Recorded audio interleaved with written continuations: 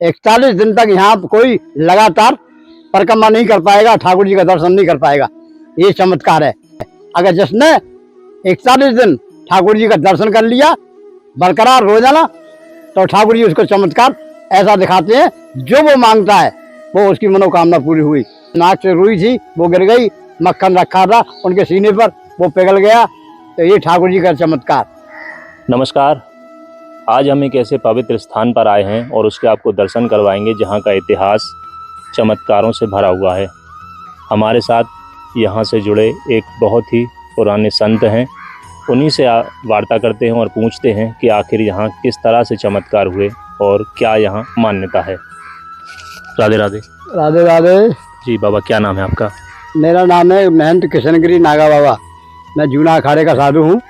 जो मैंने आँखों से यहाँ देखा है उसके बारे में बताऊंगा, और जो सुना है उसके बारे में बताऊंगा आपको। तो क्या ऐसे चमत्कार हैं? चमत्कार तो यहाँ पर कृष्णचंद्र भगवान का है। चंद्रमा जी महाराज बोले जाते हैं। ये क्या समझ, एक साइड में ललिता सखी हैं और एक साइड में राधा जी हैं। विग्रह बहुत प्राचीन है। लाला बाबू सरकार यहाँ अपने मुर्शिदाबाद से आए, बहुत बड़े जमींदार थे लाला बाबू। उन्होंने आकर के सबसे पहले गोविंद देव जी के मंदिर में दर्शन किया। गोविंद देव जी का मंदिर प्राचीन मंदिर बोला जाता है। यहाँ पर सप्तद्वीप क्या समझे, और 7 देवालय बोले जाते हैं उनको, सप्तद्वीपों को 7 देवालय। और यहाँ पर ये 5 मंदिर ऐसे प्राचीन थे जिनका कि नाम हमारे इतिहासों में भी आता है। क्या समझे, गोविंद देव जी और राधा रमन जी और गोपीनाथ जी और मदन मोहन जी, क्या समझे, और लाला बाबू, ये 5 देवालय हमारे प्रसिद्ध हैं। तो लाला बाबू सरकार यहाँ पर आकर के उन्होंने गोविंद देव जी की से प्रार्थना करी कि हे भगवान, हमको वृंदावन वास मिले। उन्होंने उस गोविंद देव जी महाराज से ये जमीन लेकर के ये मंदिर का निर्माण किया। और यहाँ पर जब प्राण प्रतिष्ठा करने लगे तो अनेक प्रकार के संत लोग, अनेक प्रकार के विद्वान लोग हर देश से, हर समाज के इकट्ठे हुए। उन्होंने आकर के यहाँ पर ये इस बात को कहा कि जब तक ठाकुर जी के अंदर प्राण नहीं आ जाएंगे तब तक हमको भी चैन नहीं, और हम यहाँ कोई चमत्कार नहीं दिखा सकते। ठाकुर जी का चमत्कार होना जरूरी है। इसलिए उन्होंने प्राण प्रतिष्ठा की और आहुति लगाना जब शुरू किया तो लाला बाबू सरकार बोले कि हम प्राण जब आने मानेंगे ठाकुर जी के अंदर में कि सांस चलने लगेगा। तो ठाकुर जी के अंदर में सांस कैसे चला, उन्होंने मक्खन का टिक्की उनके सीने पर रख दिया, नाकों में रुई लगा दी। अगर ये गिर जाएगा और मक्खन पिघल जाएगा तो हम समझ लेंगे भगवान हमारे प्रकट हो गए। इसी प्रकार से उन्होंने वेद मंत्र द्वारा और भगवान को यहाँ प्रकट किया। और लाला बाबू सरकार बोले कि अब हमको विश्वास हो गया कि ये हमारे ठाकुर जी कृष्णचंद्र भगवान बिल्कुल वृंदावन माँ के बिहारी हैं, जो अब हमको दर्शन दे रहे हैं। उन्होंने इसी तरह से ये चमत्कार किया।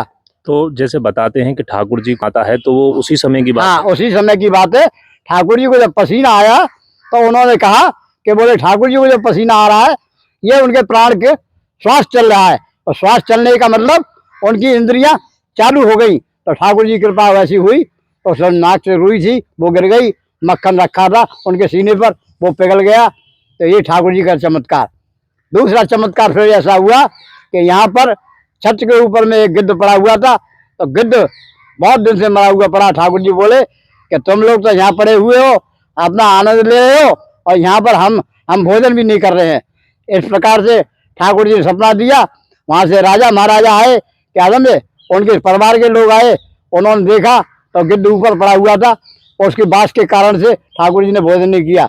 इस कारण से उसको शुद्धि करी मंत्र द्वारा, मंत्र को फिर पवित्र किया गया। ये ऐसा चमत्कार यहाँ ठाकुर जी का हुआ। ठाकुर जी लाला बाबू सरकार ऐसे हैं, उन्होंने कहा कि बोले कि जब तक हम यहाँ पर रहेंगे तो आपको कोई भी किसी प्रकार की हानि नहीं होगी। ठाकुर जी की कृपा ऐसी हुई, एक समय यहाँ पर प्यारे लाल डाकू आया। क्या समझे, हमारे देखते देखते वो यहाँ उसको अरेस्ट कर लिया गया। वो मूर्ति को उठाने आया था। ठाकुर जी की मूर्ति को उठाने आया था? ठाकुर जी की मूर्ति को उठाने आया था, और पूरा गिरोह था। हमने ही उसको पकड़वा दिया यहाँ पर। क्या था, हम छोटे छोटे थे, यहाँ पर खेल रहे थे। तो हमने रात को 12 बजे आकर के कष्ट वालों से कहा कि देखना ये लोग कुछ आए हुए हैं और ये दारू पी रहे हैं यहाँ मंदिर के पास में। तो दारू पी के सब लोग मस्त हो गए। उनके पास में इतने बड़े हथियार थे, बड़े बड़े हथियार निकले, और उनको अरेस्ट कर लिया गया। तो प्यारे लाल डाकू निकला उसका नाम। ये माठ से पल्ली तरफ का रहने वाला था वो। ऐसे ऐसे डाकू यहाँ अपने आप ही ठाकुर जी ने अरेस्ट करवा दिए। वो ठाकुर जी को लेने आया था, हमने आंखों से ये देखा थी। माना जाता है कि लाला बाबू मंदिर के जो ठाकुर कृष्ण चंद्रमा जी यहाँ विराजमान हैं, उनके दर्शन करने से और 45 दिन यहाँ लगातार परिक्रमा करने से जो मनोकामना मांगते हैं भक्त वो पूरी हो जाती है। क्या सत्यता है? हाँ, ये भी सत्य है कि जो भक्त यहाँ पे आते हैं वो केवल 41 दिन का अनुष्ठान होता है हर चीज का। क्या दे 41 दिन तक यहाँ कोई लगातार परिक्रमा नहीं कर पाएगा, ठाकुर जी का दर्शन नहीं कर पाएगा। ये चमत्कार है। अगर जिसने 41 दिन ठाकुर जी का दर्शन कर लिया बरकरार रोजाना, तो ठाकुर जी उसको चमत्कार ऐसा दिखाते हैं, जो वो मांगता है वो उसकी मनोकामना पूरी हुई। तो ऐसे कुछ लोग थे जिनके यहाँ संतान नहीं थी, भगवान ने उनको संतान दी। जिनके यहाँ पर गृह नहीं था, मकान नहीं था, उसको मकान दिया। जिसको यहाँ रहने की जगह नहीं थी, ठाकुर जी की शरण मांगी कि हे प्रभु वृंदावन वास दो, तो ठाकुर जी ने उसको वृंदावन वास दिया। ऐसा चमत्कारी ठाकुर है हमारे लाला बाबू चंद्रमा जी महाराज। और लाला बाबू सरकार ऐसे थे हमारे, उनके भगवान के ठाकुर जी के चरणों में ब्रज में ही अपने शरीर को छोड़ दिया, और अपने शरीर के बिल्कुल खाल खाल उनका बाल बाल सब ब्रज में मिल गया। इस कारण से उनका नाम आज भी महात्मा लाला बाबू सरकार बोला जाता है। महात्मा संत से वो प्रसाद पा करके ठाकुर जी का भजन किया और सब जगह भिक्षावृत्ति करना शुरू कर दिया। लाला बाबू ने बैठकर भजन किया अपने पेड़ों के नीचे, जहाँ भी वृक्ष मिले सब वृक्षों के नीचे बैठ करके लाला बाबू महात्मा ने भजन किया। आज को लाला बाबू महात्मा का नाम है, सारे संसार में उनको लाला बाबू के नाम से जानते हैं। मंदिर के आगे लाला बाबू लगता है, हर मंदिर के आगे भगवान लगते हैं और उसके आगे लाला बाबू लगता है, इसलिए लाला बाबू महात्मा है। और सबसे बड़ा बताया है कि संत जहाँ होंगे वो भगवान से बढ़कर के होते हैं। राम से अधिक राम कर दासा, याद है, भगवान से बढ़कर कौन है? भगवान के दास होते हैं। तो इसीलिए ये भगवान की लीला है। यहाँ भगवान की लीला को कोई नहीं समझ सकता है।